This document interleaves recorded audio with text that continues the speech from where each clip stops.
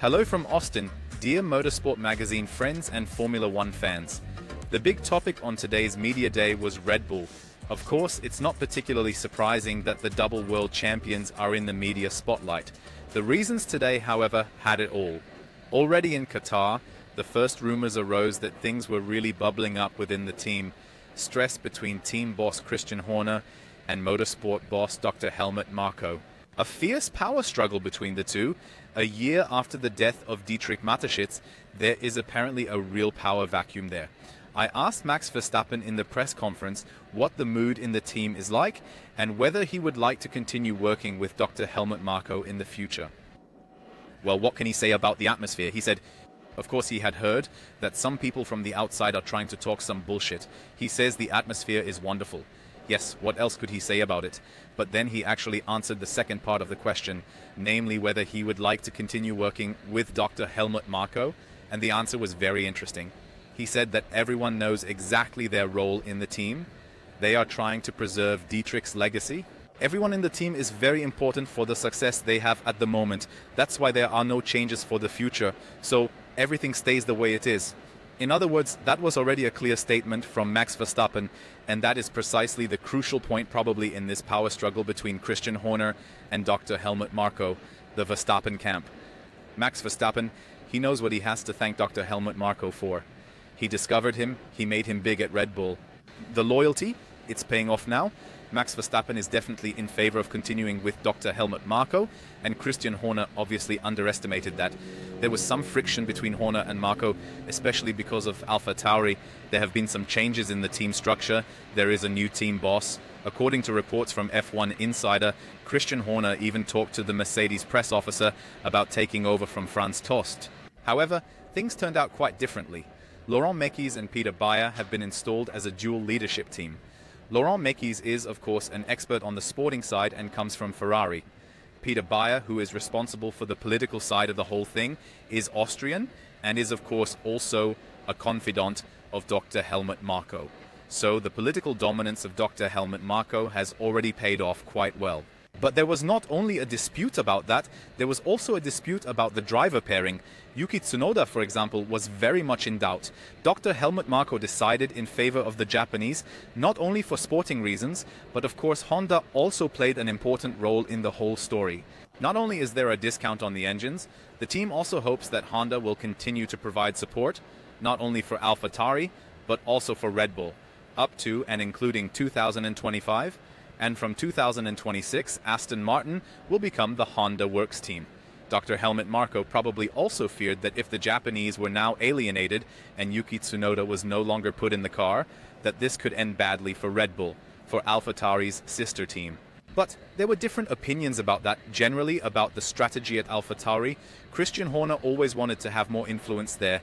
Then the new Red Bull leadership became involved, Oliver Mintzlaff, and of course the Thai shareholders that hold 51% and are in the majority ownership of Red Bull. But Christian Horner obviously couldn't get his way.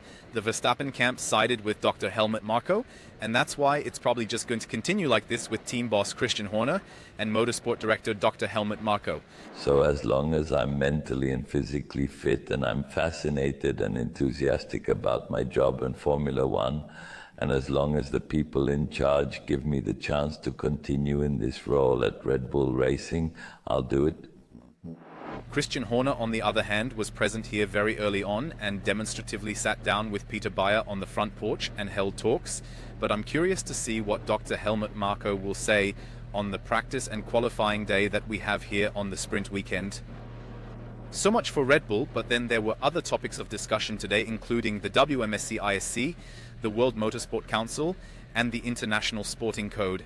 There were minor technical changes for Formula One in the World Motorsport Council, but in the International Sporting Code, which is the overarching code for all racing series, there were actually a few interesting things, including the fact that the penalties were increased. The maximum penalties that can be handed out, that is, up to now the stewards could only hand out penalties of up to 250,000 euros, which was rarely used. Lewis Hamilton was last fined 50,000 euros for crossing the track, and 25,000 euros of that was suspended. But now, instead of 250,000 maximum, there is up to $1 million fine. And that, of course, has gone down anything but well with Formula One drivers. George Russell, the president of the Drivers' Union, has said that 40% of the field don't even earn enough to afford this fine. He, in his first Williams season, would not have earned $1 million. From this money, from this relatively low salary, there are also costs for flights and also for personal trainers, and you can't afford such a penalty. Well, I would say that financially you don't have to feel sorry for most of the Formula One drivers on the grid. Of course, the point is right, it would hit the drivers differently, but it is also a maximum penalty. It would take a really serious offense for that to be pronounced, and I'm sure that the stewards would also take the whole issue of salary into account in the penalty for a really serious offense. In other words, a driver who drives further back will certainly not be fined a whole $1 million. But one topic that was also quite interesting is that the drivers want to know from the FIA what will happen with the money. Lewis Hamilton brought this up. He said, well, is it going to a good cause? Will it at least do something for young motorsport talent? Then they could accept it even more. So it is very difficult for the drivers to digest. Russell also told us that the issue has already been raised with the FIA. So what's happening with the penalties, because they've been going up quite a bit lately? Max Verstappen, 50,000 euros for touching the rear wing in 2021. Then just now Lewis Hamilton for crossing the track, but relatively little has come back from the FIA. We are here in Austin. Austin is the prelude to the next triple header of the 2023 season. And if you want to know how the whole thing works logistically, such a triple header, we have something very interesting for you. We've taken a look behind the scenes of Formula One logistics.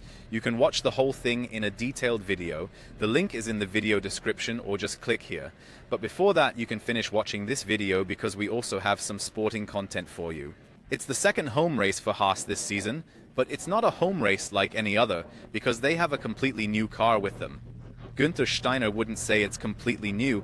He said they know many things about the car because the suspension and so on, you couldn't change anything about that.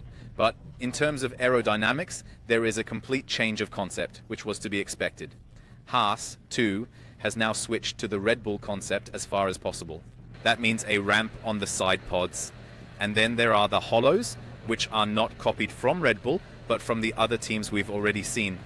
But of course, with the limitations that they face, a few things are not optimal. Side impact structures, we've already talked a lot about that. You couldn't relocate those, of course. The cooling system itself has also remained the same for the time being. That would have been too much rebuilding work, electronics boxes and so on. So they didn't do anything to the packaging, but at least the cooling ducts were adapted. Of course, this has to be changed accordingly with the concept. What's really interesting is how the whole thing works logistically. We've already talked about logistics. They actually flew the car here earlier, rented a garage here, and then converted the cars there because the time here at the track simply wouldn't have been enough for that. What do they expect from this update, from this B-spec? Not a big performance gain for the time being. There's a big question mark behind it, but they expect to find answers, especially for next year. They have to find the right direction. This year, Haas has brought almost no updates because everything that was somehow found in the wind tunnel didn't really work on the track. The working window, it just wasn't big enough. Tire wear has always been a big issue. That's why they always brought less, because they said, what are we doing this for anyway? Now here, on a sprint weekend, it's not ideal. Yes, but when else should they do it? It's the beginning of a triple header, but in the middle of a triple header, you can't rebuild the car. Then Mexico, with its thin air, you don't find any insights there either, and so on. So Günther Steiner said if they want to do it, then they should tackle it, and then they'll do it here. Here is a good keyword, because here we expect a lot of heat again. Maybe you can already see it on my face, the one or other sweet spot. On Saturday, temperatures of up to 36 degrees are expected, and that brings us back to Qatar. Great heat battle there, a lot of criticism from the drivers afterwards. A lot former drivers criticized the current crop of drivers, and here we have discussed the whole thing again. There are divided opinions. George Russell, for example, said, well, they were going 20 seconds slower per lap, the drivers back then. They also didn't have hydraulic lines and electric boxes that heated up to 120 degrees in some cases, and then they didn't have this fireproof clothing that the drivers currently have. That's actually an argument. We've heard that more often in the paddock today. Since the Grosjean accident, the requirements have been increased considerably in terms of the fire resistance of the clothing, which is why they are less and less breathable. Nico Hülkenberg said, well, it's more like a ski suit than a racing overall. But Nico Hülkenberg, he was also one of the drivers who said, well, we're athletes, we have to prepare differently. We just didn't expect it like this. We have to deal with it, that's okay. Now I'm curious to see how it will be this weekend. Temperatures are only forecast to be so extremely high on Saturday. That's when only the shootout and sprint will take place. At least it's supposed to be only 30 degrees for the Grand Prix.